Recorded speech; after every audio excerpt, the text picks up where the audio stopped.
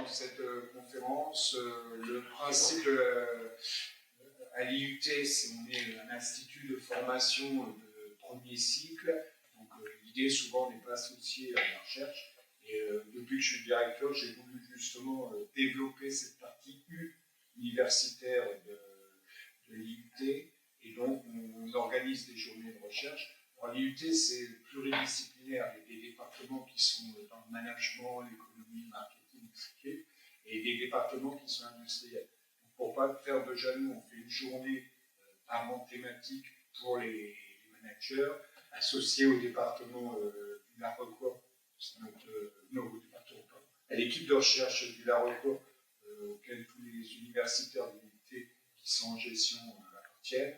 Et une journée qui est faite aussi au niveau des départements industriels, là aussi avec deux laboratoires qui collaborent, et donc on met le thème. Donc le thème d'aujourd'hui, c'est la gestion des biens communs. Pourquoi la gestion des biens communs? Parce que c'est une vraie problématique, des enjeux importants. Alors, on parle tous non plus du réchauffement climatique, parce qu'on a eu froid la semaine dernière en France, qui sont à l'extérieur, et du dérèglement climatique, c'est-à-dire il y a à la fois des périodes de chaud là où il va faire froid, des périodes de froid là où il va faire chaud, des risques, des événements climatiques qui s'accélèrent, des tornades, des tempêtes, donc là le rythme est relativement important. Il y avait des accords qui ont été signés à Paris pour limiter le réchauffement à 2 degrés d'ici 2030. On ne l'a pas limité, ça continue. Il y a des rapports alarmants, non pas alarmistes, alarmants du GIEC, qui regroupe des milliers de chercheurs qui annoncent des catastrophes. Et on se retrouve en fait avec une situation où il faut absolument gérer les biens communs, c'est-à-dire les régions qui permettent de produire l'oxygène, qui permettent de stocker le carbone qu'on voit un peu trop dans l'espace commun. C'est ce qu'on appelle les biens communs au niveau des définitions économiques. Ces biens communs, il y en a deux. Il y en a un, premier poumon, c'est l'Amazonie. Deuxième poumon, c'est celui qui nous intéressera plus aujourd'hui, c'est le Congo. Le bassin du Congo, on ignore un petit peu. Le Congo, rien que la République démocratique du Congo, c'est aussi grand que l'Europe. Bon, le Congo-Brazzaville au-dessus, c'est un peu plus petit, mais ça reste quand même des pays importants, et ça correspond, sans compter le bassin du Congo, ça va au-delà des pays limitrophes. On se retrouve avec une zone qui est soumise à des exploitations intenses, à malheureusement des guerres. On peut avoir le gouverneur de la région est du Congo qui ne peut pas parce qu'il y a eu des événements dramatiques dans sa région. La ministre qui devait venir, pareil, elle est retenue. Elle est retenue parce qu'il y a le pape qui était à Kinshasa. Elle est aussi retenue parce qu'il y a ces événements. Donc on se retrouve une situation grave. Et donc on a mis l'accent, nous, sur la gestion des biens communs. C'est-à-dire, pour qu'on puisse s'en sortir, il faut que la population puisse s'en sortir. Il faut que ce soit utile et efficace pour les populations. Et nous, à notre niveau européen, occidentaux d'une manière générale, qu'est-ce qu'on peut faire pour aider la gestion? La gestion des biens communs, ça doit être une gestion commune. C'est le centre de la journée de recherche. Toutes les interventions de ce matin en atelier, la table ronde de ce soir, ça tournera autour de ce thème-là. Comment on peut gérer en commun les biens communs qui sont, je dirais, l'avenir de la planète, en espérant que ce ne soit pas l'avenir relativement remettre. Voilà. Merci. Là, ça y est, les étudiants ont pu rentrer. Je suis content qu'il y ait un peu de monde dans la salle. Et merci aussi à tous ceux qui sont distanciés d'être là et d'être présents. Et je passe la parole à ma collègue néanmoins Annie Bartoli. Alors, je le disais en aparté, c'est quand même elle qui a créé et valorisé le concept de management public. Le management public, quelque part, il y a bien cette notion de gestion commune. Allez. Merci beaucoup, monsieur le directeur. Merci, cher ami, cher Thierry. Bonjour à toutes et à tous. Je suis heureuse d'être là aujourd'hui, heureuse de voir un ensemble d'étudiants qui a enfin pu entrer dans leur amphi. Merci à tous, merci à tous les autres. Comme Thierry vient de le dire, donc le directeur de l'UT, et j'en profite pour remercier l'hôte qu'il représente, donc l'UT, son équipe, l'ensemble des personnes et des personnels de cet institut qui nous accueillent aujourd'hui. Comme il vient de le dire, généralement on connaît les instituts universitaires de technologie pour la qualité de leur pédagogie, pour leur insertion dans l'environnement socio-économique, mais ce qu'on connaît moins, et qui pourtant mérite d'être valorisé, c'est le dynamisme de leur recherche. Or, en tant qu'établissement, enfin, composante qui fait partie du milieu universitaire, la recherche, c'est un des aspects essentiels de tous les établissements universitaires, et les IUT ne sont pas en reste au regard de cette dimension scientifique des activités universitaires. Et donc, je tiens aussi à souligner le plaisir que j'ai à ce qu'on se trouve dans les locaux de l'IUT de Mantes-la-Yvelines pour aujourd'hui démarrer cette journée de recherche. Et comme vous le verrez, la recherche, ce n'est pas que des concepts ésotériques, ce ne sont pas que des réflexions très abstraites, ce sont aussi des problématiques qui ont des implications tout à fait concrètes, et c'est ce qu'on va illustrer aujourd'hui. Alors, je suis directrice du laboratoire de recherche en management l'ARECOA, qui a une antenne au Congrès dynamique à Mantes, à l'unité de Mantes, et je suis d'autant plus ravie donc, du coup que nous y soyons là aujourd'hui. Cette antenne a mis en place ces journées RSE, et c'est formidable. On est sur la deuxième édition dans ce cadre, mais il y a bien d'autres activités de recherche en management qui se conduisent depuis des années ici, mais la deuxième édition, effectivement, c'est le RSE. Et c'est effectivement un point très important de pouvoir développer des réflexions et des actions et des travaux sur les questions de responsabilité sociale ou sociétale dans toute forme d'organisation. Donc le laboratoire de recherche l'ARECOA, qui est donc spécialisé dans le champ du management, est très concerné par ces questions, par ces problématiques. Et d'ailleurs, je veux pour preuve que notre credo, notre cœur de réflexion depuis toujours, depuis la création du laboratoire, et je vais revenir dans un tout petit instant, a toujours été le management responsable et intégré. C'est comme ça que nous avançons dans nos travaux de recherche, avec cette base, on va dire, de principes fondamentaux. Le management peut être responsable, il doit l'être, il doit être intégré et intégrateur, donc ça fait vraiment partie des valeurs auxquelles on croit, et donc effectivement aborder des questions comme celles qui vont l'être aujourd'hui illustre parfaitement cet élément-là. Alors je disais, depuis la création du laboratoire, je ne peux pas m'empêcher de vous signaler que nous célébrons cette année, 2023, les 25 ans du laboratoire de recherche en management l'ARECOA, et que cette journée, aujourd'hui, est placée sous le sceau de ces 25 ans, et que, en plus, cette journée est la première de l'année, donc assez tôt encore dans l'année 2023, à être placée sous le sceau de la célébration des 25 ans du laboratoire l'ARECOA. Donc bravo Thierry, bravo toute l'équipe, bravo Guillaume, d'avoir su développer cette dynamique et de nous montrer finalement la voie pour l'ensemble de l'année 2023, où nous allons non seulement célébrer évidemment ces 25 ans du laboratoire, mais nous allons aussi montrer l'importance de développer des travaux de recherche sous cette logique de management responsable et intégré. Alors, dans le labo, on aborde à la fois des questions de management touchant aux entreprises marchandes, au secteur privé, mais également beaucoup, c'est un axe important de notre laboratoire, touchant aux organisations publiques ou non marchandes. Donc le privé et le public, on va dire, sont largement concernés par des questions de responsabilité, de management responsable. Et tout ceci est évidemment très en lien avec la thématique d'aujourd'hui, donc que nous allons traiter ensemble, puisque on a d'un côté ce chapeau responsabilité sociale, sociétale, des entreprises et des organisations, et plus spécifiquement, il est question de management des biens communs.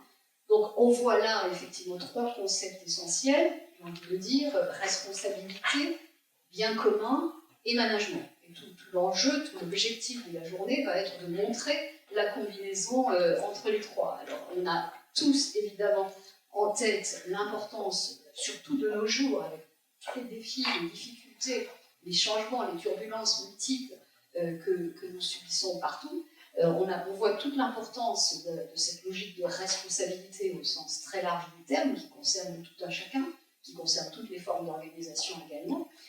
On voit aussi que lorsqu'on parle de bien commun, comme ça a été rappelé à l'instant par Thierry, on est sur des logiques de gestion et d'approche collective. Alors si on revient un petit peu aux sources des grandes définitions des biens communs, quelques travaux théoriques très marquants et très fondamentaux comme ceux de l'économiste Samuelson, que les étudiants vont peut-être entendre parler un jour, eh bien on sait que finalement, ce qui est à la base de cette logique de bien commun, c'est d'une part qu'elle concerne tous les citoyens, c'est de non-exclusion, on ne peut pas exclure qui que ce soit de l'usage, de l'approche de ces biens, et en même temps, le gros défi, c'est qu'il peut y avoir une rivalité, c'est-à-dire que on va dire, pour dire simplement, que la consommation par certains de ces biens peut éventuellement pénaliser la possibilité d'être consommée par d'autres. Donc on est là sur des éléments qui mettent d'autant plus en avant l'importance du management, le troisième concept que je rappelais, parce que précisément, comme ce n'est pas infini et comme nous n'avons pas la capacité finalement à spontanément, sans rien faire, préserver ces biens communs, eh bien, il est d'autant plus important de mettre en place des logiques de management pour y faire face, donc de piloter des processus qui nous permettent de pouvoir utiliser au mieux, prévenir, maintenir et pourquoi pas valoriser et développer au mieux ces biens communs. Et qui dit ceci, qui dit management, dit qu'on s'oppose à, on va dire, l'inverse du terme qui serait de subir, qui serait de gâcher, de gaspiller et de ne pas être, et d'être dans une logique non pas proactive, mais dans une logique réactive. Donc c'est pas ça qu'on veut. On veut effectivement raisonner de manière proactive. C'est tout le sens du management. Et ce que nous allons essayer de faire tout au long de cette journée, c'est précisément de montrer, et j'espère et je suis sûre que les travaux de la journée vont très largement l'illustrer, de montrer qu'il est possible. On peut manager les biens communs tout en préservant l'intérêt général. On le veut, on le doit, et c'est tout ce que nous allons essayer de mettre en avant dans la journée d'aujourd'hui, qui va, je l'espère, et j'en suis sûre, s'annoncer tout à fait passionnante. Merci à vous tous.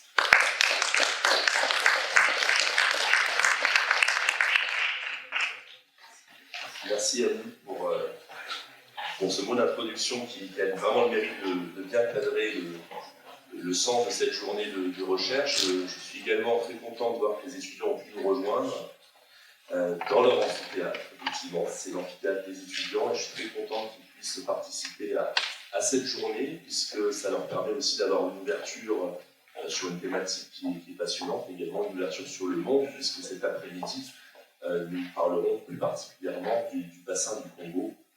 Thierry l'a rappelé, c'est le deuxième pays de biodiversité au monde après l'Amazonie. Donc c'est vraiment un sujet qui est, à mon sens, passionnant et je suis ravi de voir que les étudiants ont pu nous rejoindre. Alors on a pris un tout petit peu de retard, je vais tout de même vous montrer le programme de cette journée, enfin de l'atelier plus précisément, puisqu'il me semble important de... Excusez-moi. Voilà, programme de journée d'études, simplement un petit mot. Alors on va rattraper notre retard. Moi j'ai une présentation qui est prévue également, mais je ferai plus court que prévu, pour qu'on puisse gagner du temps. Je sais que certaines personnes, notamment qui présentent, ont des contraintes, donc rassurez-vous, on va rattraper le temps qu'on a un petit peu perdu ce matin. Alors, deux ateliers ce matin. Le premier atelier, donc, les spécificités managériales des biens communs. Excusez-moi. Spécificités managériales des biens communs. Et un second atelier, donc, qui sera animé par le professeur Koum, sur la valorisation et l'évaluation du management des biens communs. Alors, nous avons sur le premier atelier 5 présentations. Donc je remercie d'ores et déjà les personnes, les chercheurs, certains qui sont du monde de l'entreprise d'avoir accepté aujourd'hui de présenter leurs travaux. Alors sans plus attendre, moi ce que je vous propose c'est de débuter cet atelier numéro 1, donc sur les spécificités managériales des biens communs. Alors on s'est posé un certain nombre de questions quand on a envoyé donc l'appel à communication à nos collègues du laboratoire, mais également au-delà, notamment sur l'immatériel. Est-ce que l'immatériel est un bien commun? Alors l'immatériel, c'est la culture, l'éducation, la connaissance. Est-ce que c'est un bien commun? Est-ce que des ressources naturelles comme l'eau, j'en dirai un mot tout à l'heure, ou les forêts doivent-elles être gérées comme des biens communs? Donc deux questions courtes, mais qui appellent malgré tout un certain nombre de questionnements. Et donc la première communication qui va être présentée concerne donc l'universalité d'Internet, un cadre pour traiter la question du commun au Congo. Donc c'est le professeur Alain Kilindo de la chaire UNESCO de l'Université Bordeaux-Montaigne, accompagné de Théodora Mière du laboratoire de la Roquois, que je profite pour remercier pour son investissement dans l'organisation de cette journée, qui vont donc introduire cet atelier. Alors le professeur est connecté à distance, nous allons partager sa présentation. Donc, je vais inviter Théodora à me rejoindre pour partager donc la présentation du professeur.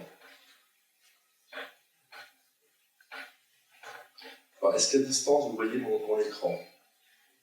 Je pense que c'est bon. Voilà, je vois que vous êtes ici. Donc, je vais donner la parole évidemment au professeur Kilindo, mais également transmettre le micro à Théodora, qui va dire un mot également pour présenter le professeur Kilindo. Bonjour à toutes et à tous, je suis très heureuse et très émue d'être là ce matin en votre présence et je suis très émue également de prendre la parole après auprès d'illustres personnalités et collègues. Je remercie les étudiants, je remercie les participants en présentiel et en distanciel.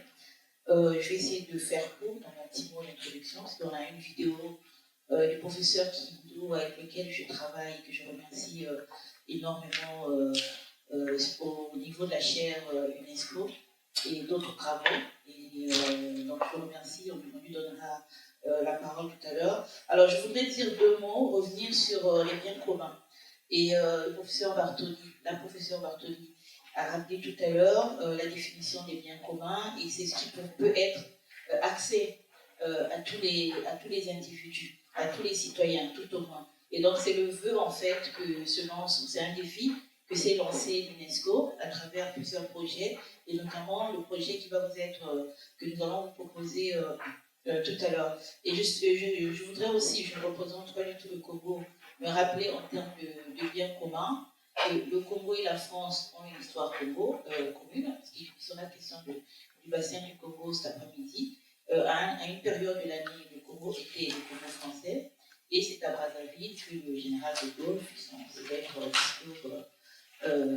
le discours de Brazzaville, et qu'il avait trouvé refuge pendant la Deuxième Guerre mondiale, parce que Brazzaville était la capitale de la France. Donc nous avons des communs que nous pouvons cultiver et que nous devons cultiver pour nous enrichir, pour continuer à entretenir ce lien. Donc pour moi c'est très important. Et je remercie tout le monde et je voudrais, pour les 25 ans de la RECOA, remercier particulièrement la professeure Bartoli, le professeur Hermès qui n'est pas là, et qui, tous les deux, et d'autres collègues, m'ont aidé à atteindre le niveau que j'ai aujourd'hui et d'avoir la possibilité de me présenter à vous aujourd'hui. Donc je voudrais en profiter pour exprimer ma gratitude et ma reconnaissance. Donc nous pouvons passer aux aspects beaucoup plus scientifiques. Et nous pouvons projeter la vidéo du professeur Kilindo. Et je pourrais faire la vidéo de PowerPoint également.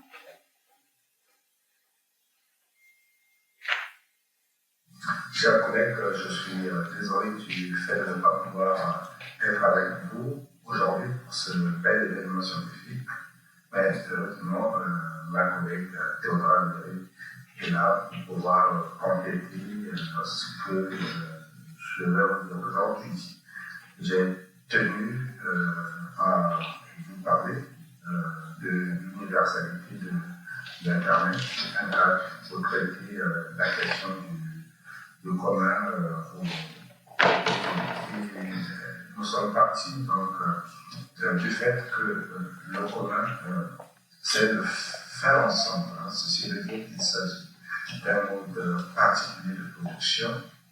Et à partir de là, il devient donc l'idée de faire un lien avec l'Internet ou le numérique, dont l'utilité, le caractère nécessaire amène un certain hauteur à considérer comme un bien commun. Je pense ici aux travaux de Philippe Aigrade, mais on peut également faire pour Jean-Jacques Gabin qui prolonge la réflexion en mettant en avant la notion de biens publics mondiaux.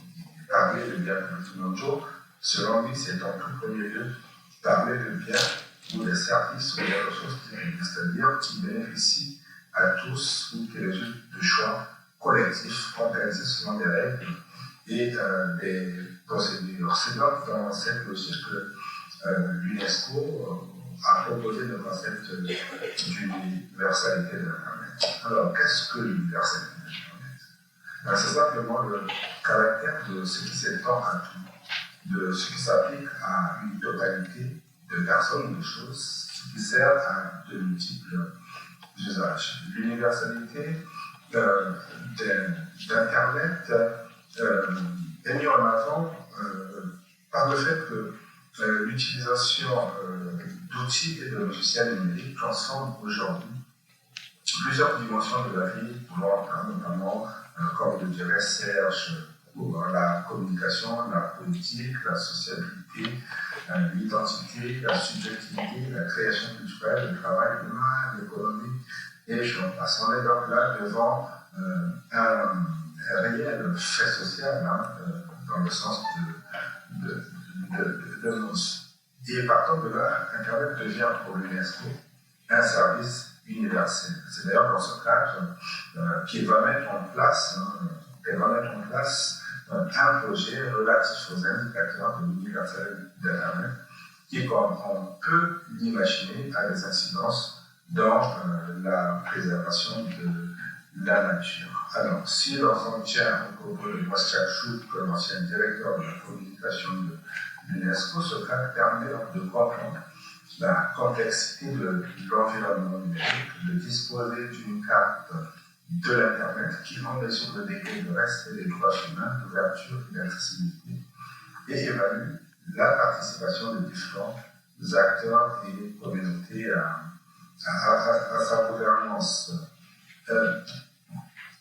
C'est donc un cadre assez complet qui est composé d'environ 303 indicateurs, dont 109 indicateurs fondamentaux, repartis en 5 catégories avec 25 thèmes sur 24 questions. Aux 4 catégories essentielles des AM, droit, ouverture, accessibilité et participation du directeur, s'ajoutent 79 indicateurs qui sont des indicateurs transversaux qui abordent les questions d'égalité de genre, des droits des enfants et des jeunes, et surtout la question du développement durable. C'est donc ce travail d'évaluation que nous menons actuellement dans les deux Congos, le Congo-Brazzaville et le Congo, la République démocratique du Congo. Mais ce travail n'étant pas terminé, nous ne pouvons pas ici insister sur les résultats, mais peut-être vous présenter la démarche qui a été mise en place. Alors, j'ai parlé tout à l'heure du DOA-Index, donc il s'agit d'un certain nombre de principes sur lesquels se base l'universalité d'Internet selon l'UNESCO. Le D signifie indicateur fondé sur les droits, O signifie indicateur d'ouverture, A indicateur d'accessibilité, M indicateur de la participation de multiples acteurs, et enfin on a donc le X qui comprend tout ce qui est appelé indicateur transversal. Et donc plusieurs techniques ont été mobilisées pour mener cette étude de grande ampleur, à savoir la recherche documentaire, les entretiens significatifs et le questionnaire. C'est donc à la fois d'une approche quantitative et qualitative qui nous permet d'avoir des statistiques, mais aussi de les comprendre et de pouvoir les expliquer. En dehors des sources nationales, l'UNESCO indique une série de sources à prendre en compte et à chaque catégorie sont rattachées un certain nombre de sources internationales. Ensuite, les sources sont également conseillées pour chaque thématique rattachée à chaque catégorie. Alors, ce qui est intéressant ici, ce qui nous ramène d'ailleurs dans le faire ensemble que j'ai évoqué tout à l'heure, et qui rapproche davantage du commun, c'est que cette étude est accompagnée par un conseil consultatif multipartite. En fait, il s'agit de prendre des éléments, des personnes, des membres de l'écosystème numérique pour pouvoir participer à l'étude en tant que conseil, mais en tant qu'évaluateur également, dans la mesure où ils sont garants de la qualité de l'étude en question. Donc c'est un conseil qui est multipartite et qui est composé d'experts de produits plans qui représentent différentes parties prenantes, notamment des entités gouvernementales, à savoir les organismes de réglementation et d'élaboration des politiques, des universitaires, la communauté technique, les services privés, les journalistes, les organisations des médias, la société civile, les agréments, les institutions des Nations Unies et bien entendu des groupes intergouvernementaux. Donc cela nous permet d'évaluer le cadre en question et en regardant le cadre constitutionnel et juridique, on se rend compte que ce soit au Congo-Brazzaville ou en RDC, voire même dans les études précédentes qui ont été réalisées au Bénin, au Niger, et celles que nous sommes en train de publier actuellement en Côte d'Ivoire, il ressort de ces études que le cadre constitutionnel et juridique dans les différents pays est conforme aux conventions, lois et normes internationales et régionales et régionales en matière de droit. Donc on va y trouver un certain nombre de lois constitutives, comme la loi relative à la protection des données à caractère personnel, la loi contre la cybercriminalité, la loi sur les transactions électroniques, la loi relative à l'accès à l'information, et des institutions qui vont accompagner le développement de l'infrastructure numérique et de l'écosystème numérique, comme l'autorité de régulation des communications, le ministère en charge du numérique, l'agence de développement numérique, l'agence nationale des systèmes d'information. Donc le cadre juridique est là. Par contre, ce qu'on va remarquer, c'est qu'il va y avoir un grand écart entre l'existence de la loi et la mise en application des lois en question. Et on va être confronté aussi à un certain nombre de problèmes tels que le manque de formation des magistrats dans le domaine, des missions au contour mal défini, un cadre juridique qui n'intègre pas les avancées qui sont liées aux dernières technologies et qui, bien entendu, ne font pas forcément le lien avec les questions du développement durable et notamment les questions de la protection de cet environnement qui nous est cher, de ce bassin du Congo, dont il est également question ici. Alors, il y a des avancées, bien entendu, qui ont été réalisées en termes d'ouverture, avec la mise en place un peu partout des guichets uniques du développement des entreprises, des centres de promotion des entreprises, des normes qui sont transparentes, qui existent, qui ont été mises en place, et une application assez significative des startups dans l'élaboration des politiques publiques.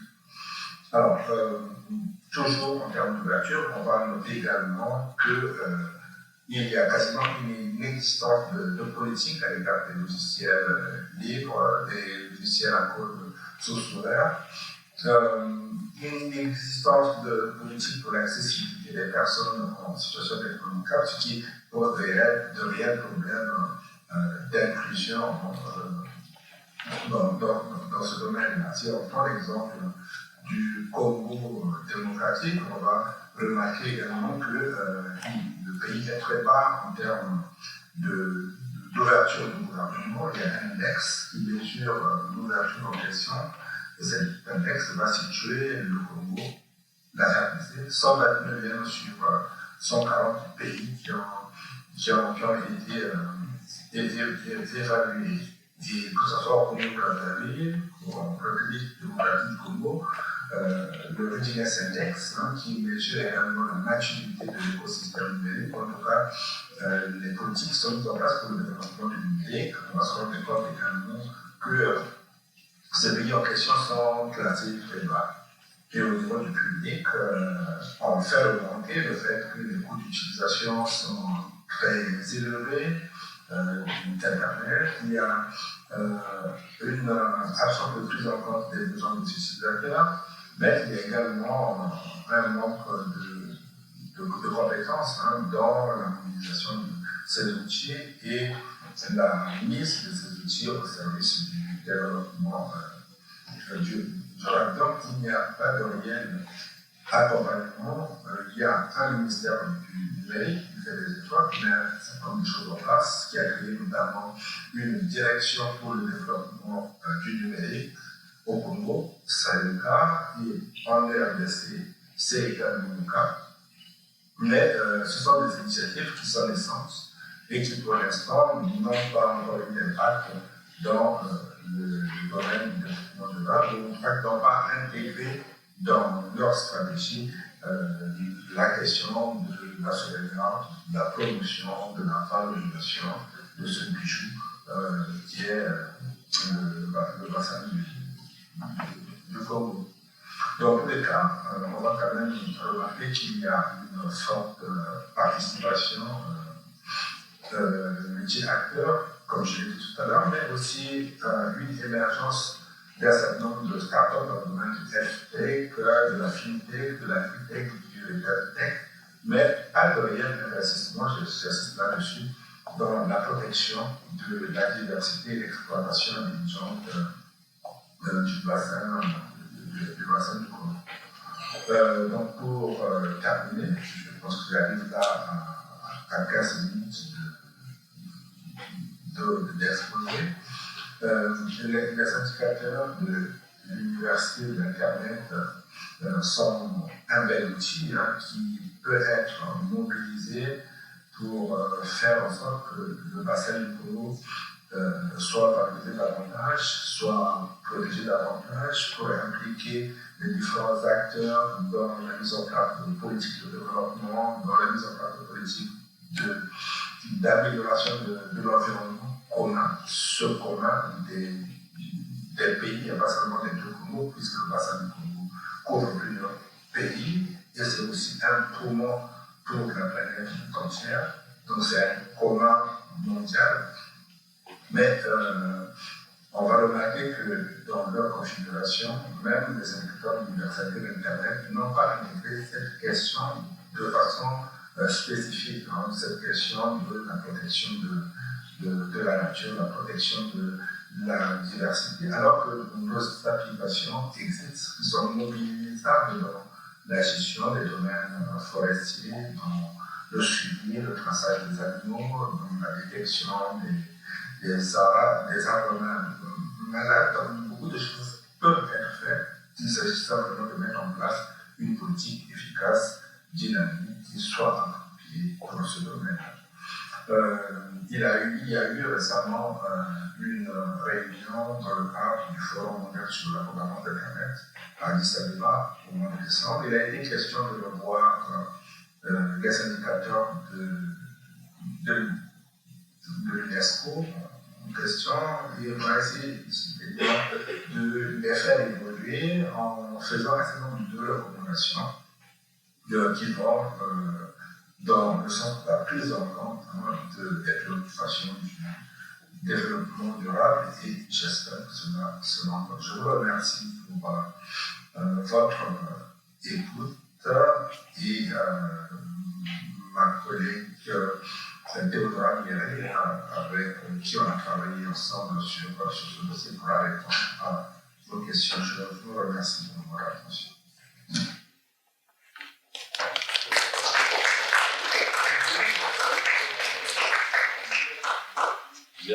Merci professeur pour cet exposé. Alors effectivement, vous êtes en ligne et il y a une petite confusion, parce qu'effectivement vous auriez pu intervenir directement. Vous aviez prévu une vidéo en cas d'absence. Donc ce que je vous propose, on va poursuivre cet atelier, professeur, et on aura la possibilité, à la fin des 5 exposés, de prendre des questions dans la salle, mais également au travers de la messagerie des personnes qui sont connectées à distance, pour vous poser des questions, et vous aurez la possibilité, vous, professeur et Théodora, d'y répondre.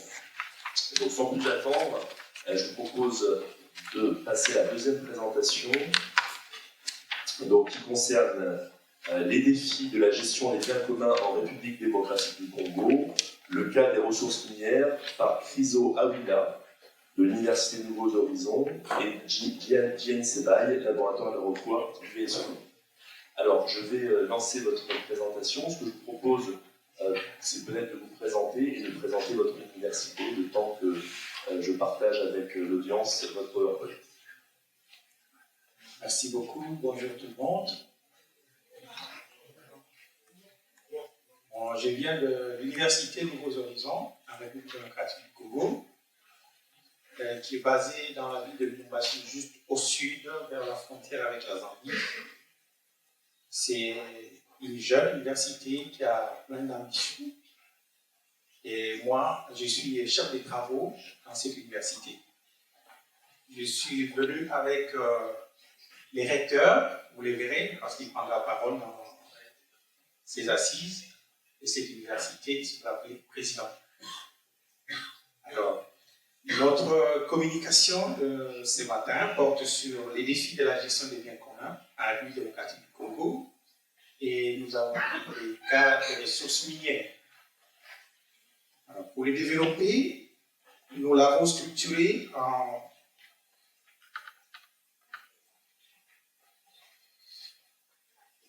à 5 petits points. Le premier point va faire un rappel sur ce qu'il convient de comprendre par bien commun. Ça a été déjà dit, mais cela n'empêche pas de faire un rappel.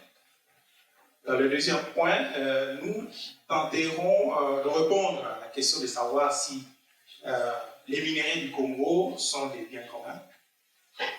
Le troisième point, nous essayons de survoler la question de la gestion de ces minéraux en République démocratique du Congo. Le quatrième point portera sur les défis de la gestion du secteur minier. Bien entendu, on va chuter par une petite conclusion. Alors, bien commun, c'est quoi? On a déjà dit ici, on a bien défini, mais en d'autres termes, on peut dire que le bien commun est considéré comme une propriété commune. Ça vient du latin res communes, et ces biens communs ne peuvent pas être appropriés de manière individuelle. Alors, il y a Jean-Louis et compagnie qui nous disent qu'un bien commun n'est pas la propriété de chacun. Alors, le concept implique seulement que les utilisateurs potentiels des ressources, de ces ressources qui ne sont pas membres du groupe, soient exclus.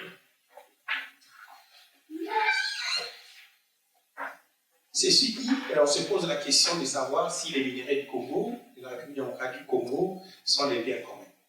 Et nous allons tenter de répondre à cette question au regard de la loi. Il faut déjà savoir que les minéraux de la République démocratique du Congo font partie des ressources naturelles de ces pays, à l'instar des forêts, de l'eau, etc. Les principes généraux organisant toutes les ressources naturelles sont dictés par la constitution de ce pays, telle que modifiée à ces jours.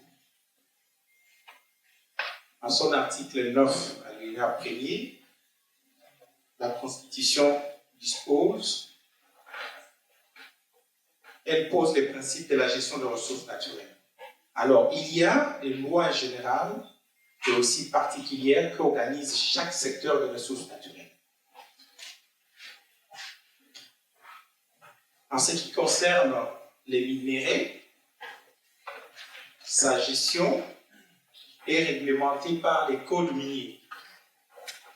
Celui-ci dispose à son article 3 que les gîtes, les substances minérales, y compris les gîtes artificiels, les eaux souterraines, les gîtes géothermiques se trouvant sur la surface du sol ou renfermés dans les sous-sols ou dans les cours d'eau du territoire national sont la propriété exclusive, inaliénable et imprescriptible de l'État, fondée sur la souveraineté sur les ressources naturelles.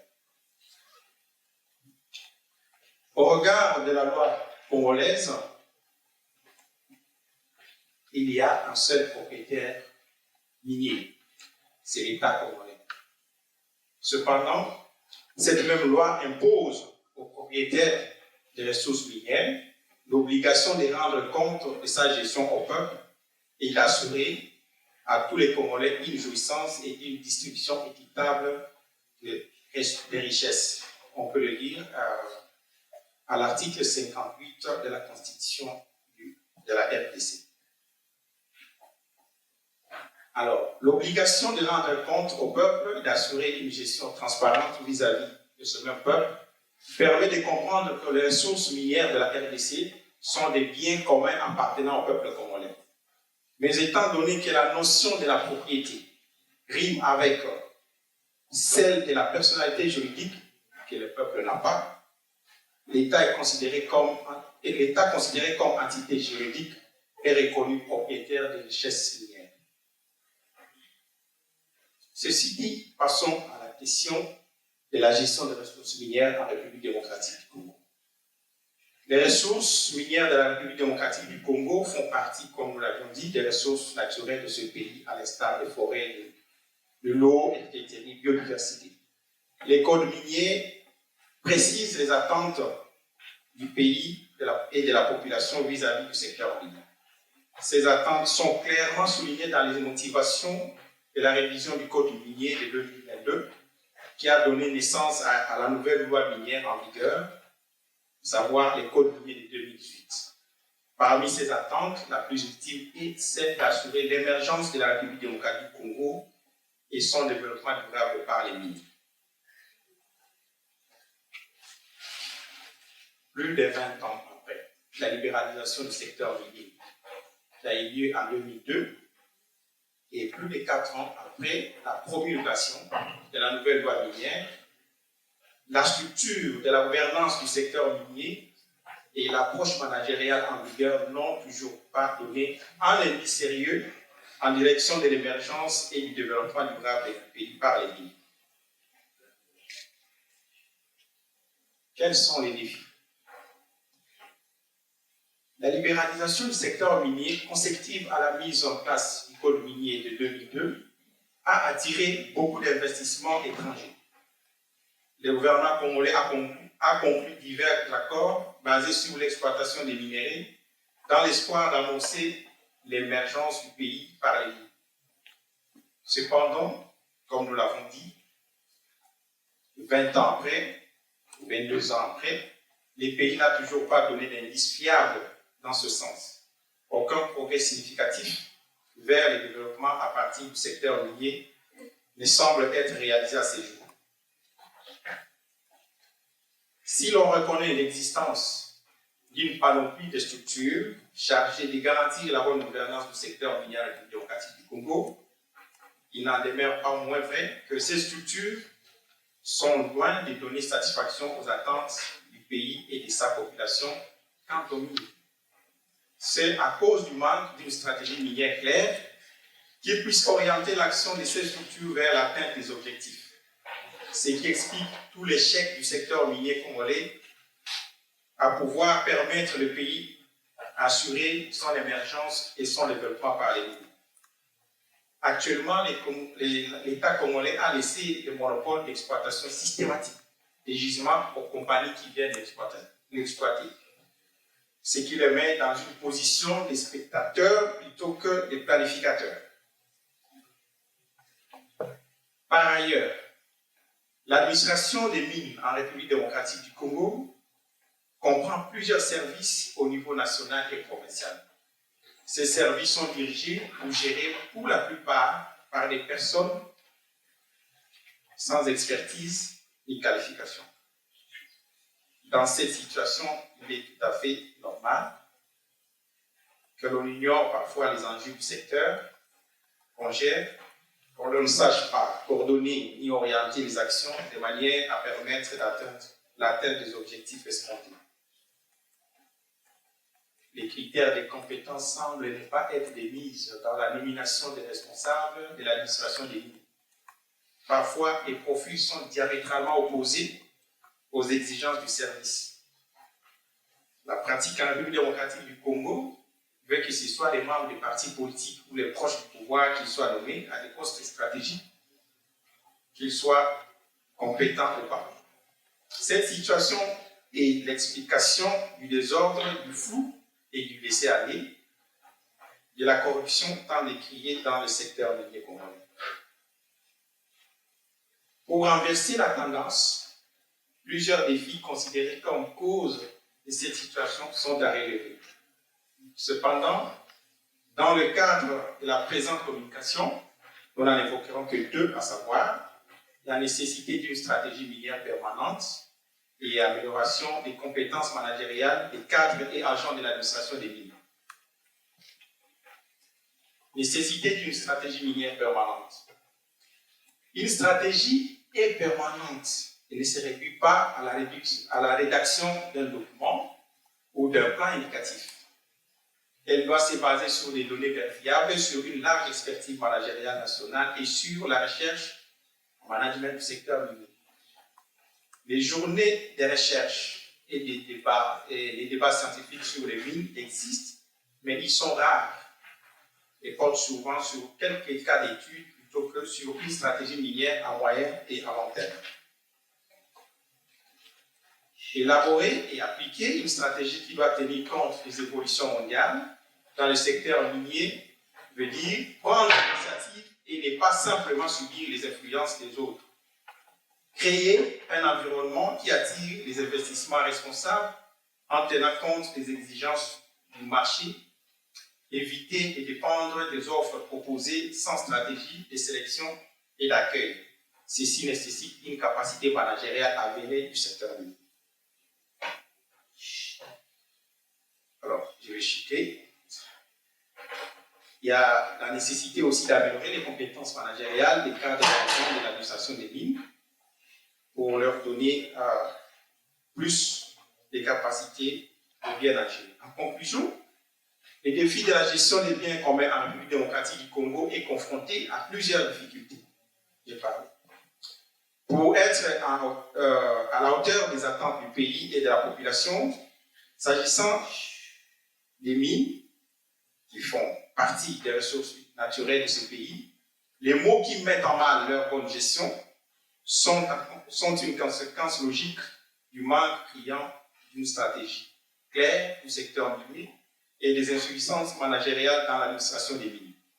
Il est donc une nécessité que le pays puisse se doter d'une stratégie minière permanente et puisse mettre en place un plan d'amélioration des compétences managériales des cadres et agents de l'administration des mines pour espérer renverser la tendance et assurer l'émergence et le développement durable de ce pays par les mines. S'agissant de la stratégie minière, un centre de recherche nécessairement interdisciplinaire qui puisse remplir la fonction de soutien à sa formulation sera nécessaire. Ce centre devra réunir les chercheurs et experts de différentes disciplines majeures et être indépendant du pouvoir public. Voilà ce que nous avons prévu ce matin. Merci.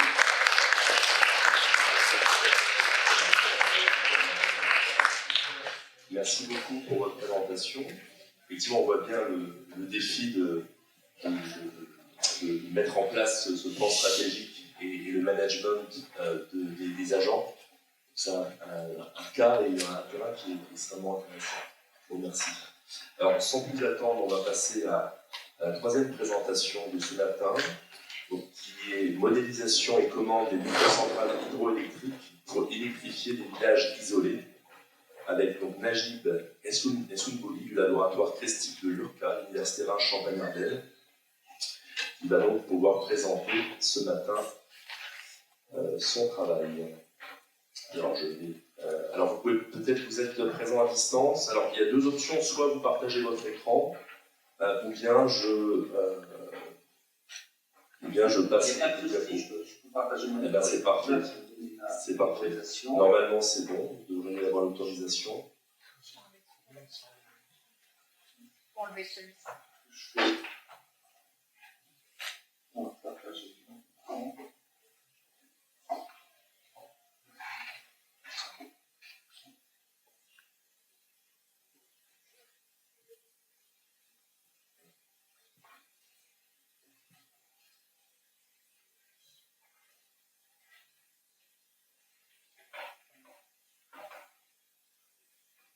Parfait. Alors, c'est un cas qui m'intéresse particulièrement puisque j'ai un cas de recherche actuellement que je suis en train d'ouvrir, potentiellement à Haïti, sur la précarité énergétique. Donc, la thématique est extrêmement intéressante. Donc, on vous écoute, professeur Assoumbouli, pour votre présentation.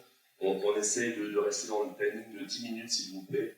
On a pris un petit peu de retard ce matin. Je vous remercie. Bonjour tout le monde. Merci pour cette invitation. Donc, je m'appelle Najib Soubouli, donc je suis professeur d'université et je m'intéresse aux énergies renouvelables. Et parmi les systèmes sur lesquels on a commencé à travailler il y a une dizaine d'années, c'est les microcentrales hydrauliques. Donc,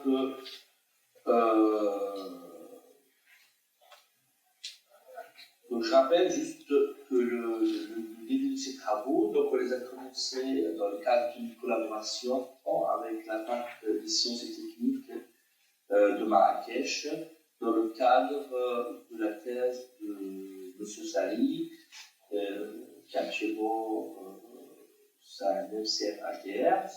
Et donc, l'idée, ça a commencé par là. Tout simplement, on a des villages qui sont dans les zones montagneuses et le problème, c'est que l'alimentation en électricité. De ce contexte-là, donc là, si pour les raccorder au réseau national, c'est coûteux, quand c'est dans une zone montagneuse, ça devient plus compliqué. Donc, une des idées, donc, c'est avoir une alimentation, une production sur place. Donc, on peut utiliser par exemple les éoliennes. Le problème, c'est que c'est les contraintes techniques et dans les zones montagneuses, parfois, c'est pas tout le temps qu'on a les ressources ou le gisement éolien ou du vent. Après, il y a aussi les panneaux. Les panneaux aussi, ils ont des contraintes, c'est aussi par rapport à ce qu'on appelle le shader, donc là le vent, puisque on ne peut pas parfois en profiter toute la journée. Et donc ça reste le microcentrale. Pourquoi je dis microcentrale? Tout simplement parce que la puissance, elle est un peu faible. Mais on peut avoir des centrales hydrauliques qui sont un peu puissantes. Donc là, vous voyez ici dans l'image, donc vous avez, donc on peut avoir une rivière, hein, donc on a un cours d'eau, et donc qu'est-ce qu'on fait? On fait une déviation, d'accord? Une déviation pour récupérer de l'eau, le ramener dans ce qu'on appelle une conduite forcée, hein, sachant que ceci pourquoi il y a une chambre de mise en charge qui permet un petit peu de stabiliser le niveau d'eau. Il y a sur le passage, on va dire des systèmes de filtration pour ne pas ramener des cailloux et que l'eau ne soit pas chargée en terre boueuse. Et on ramène ça pour après à notre turbine. Donc c'est un système qui est très très simple, là, qui est faisable. Donc là, j'ai pris l'exemple ici d'une zone montagneuse, mais on peut également utiliser pour adapter le système à des cours d'eau, dans des plateaux sans problème. D'accord? L'essentiel, c'est avoir un cours d'eau. Donc, l'avantage de ce type de technique, c'est que là, le coût d'entretien Donc c'est simple, l'entretien n'est pas cher, et la partie mécanique, qui en général est la plus onéreuse, elle reste fiable, l'usure c'est faible, et surtout le rendement, on peut atteindre 90%. Donc si on le compare par rapport aux panneaux, ils sont allés sur les Otis, on ne dépasse pas 45%. Donc c'est quelque chose, c'est une technologie qui est simple, bien maîtrisée et pas très onéreuse. Cependant, donc là, il y a des quelques contraintes. Déjà, au niveau de la source, il faut un cours d'eau. Et aussi, une autre contrainte, elle est liée au système lui-même, c'est qu'au niveau de la production. Je vais vous expliquer c'est quoi le problème. Donc, là, on a développé une maquette, hein, donc les collègues de Marrakech ont développé une maquette qui permet un petit peu de modéliser ce système-là pour qu'on puisse faire les tests et l'étudier et trouver des solutions. En fait, quand vous avez, supposons que j'ai une centrale, hein, que je produis 200 watts par exemple. Donc je produis 200 watts, donc quand je demande plus, je ne peux pas. Donc là, le problème qui se pose, c'est que supposons que je consomme les 200 watts et à un moment donné, j'ai plus besoin d'une partie de ma production. Donc par exemple ici, donc là quand je prends là, je réduis ce qu'on appelle ici une décharge, je réduis ma consommation de 20%. Vous voyez la fréquence qui était normalement 50 Hz, donc là elle remonte à 56. Donc ce qui fait que on a un problème, c'est que ce qu'on produit, il faut le consommer. 100%. Et donc ça, c'est pas rationnel, c'est pas bon du tout. Là, c'est un exemple quand je réduis ma consommation de 40%, là, je dépasse 60 Hz, ce qui fait que peut abîmer les appareils électriques.